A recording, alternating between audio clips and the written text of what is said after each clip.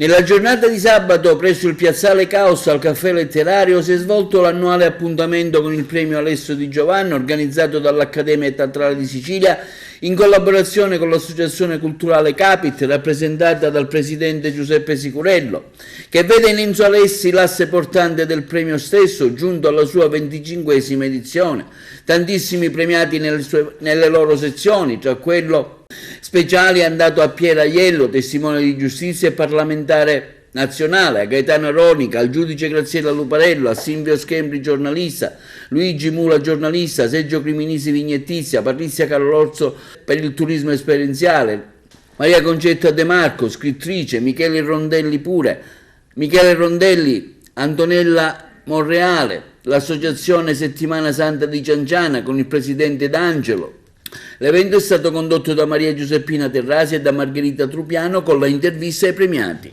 È un premio che l'Accademia Teatrale di Sicilia, assieme al Comitato Provinciale della Capit, porta avanti da tanti anni, 25, e vede in questa sera tante personalità della cultura, del sociale, dell'antimafia, personaggi che meritano tutto il nostro rispetto nel nome di Alessio Di Giovanni.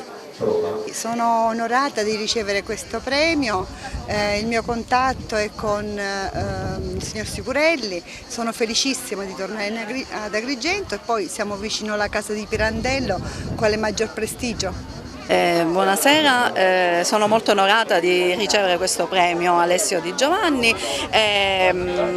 Io spero di fare e faccio di tutto nel mio piccolo per poter fare veramente promozione turistica attraverso il cibo, perché io ho iniziato da qualche anno l'esperienza dell'Home Restaurant Sapori di Girgenti, quindi io racconto la provincia di Agrigento attraverso il gusto, attraverso i sapori e le ricette antiche della nostra tradizione. Un premio bellissimo, un premio che questo è il secondo veramente che ricevo, perché avevo già preso poi nei Rindocchi di Follia, e già sapere che il secondo, cioè che mi riconoscono un secondo premio, per me è già una vittoria doppia e bellissima. Poi qua diciamo nella casa della persona a cui sono molto legata, nella casa di Luigi Pirandello, è veramente una sensazione bellissima, un'emozione grande.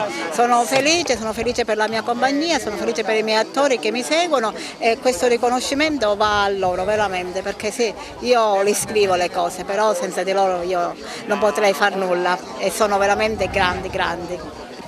Beh, ma essere premiato con il premio Di Giovanni con il professore Alessi, direttore artistico, penso sia una tappa che inorgoglisce chiunque passi da qui. Ero bambino quando ricordavo questi premi, queste giornate, vedevo le persone premiate. Oggi trovarmi qui è solo un grandissimo orgoglio e sono felicissimo di essere tra le persone insignite di questo premio. Ringrazio la giuria, ringrazio il professore Alessi e tutte le persone che hanno organizzato questa magnifica manifestazione. Io ho sempre pensato, intanto sono onoratissimo di questo premio, sono pure emozionato, anche se ho la faccia tosta, però in questi momenti mi emoziono tantissimo.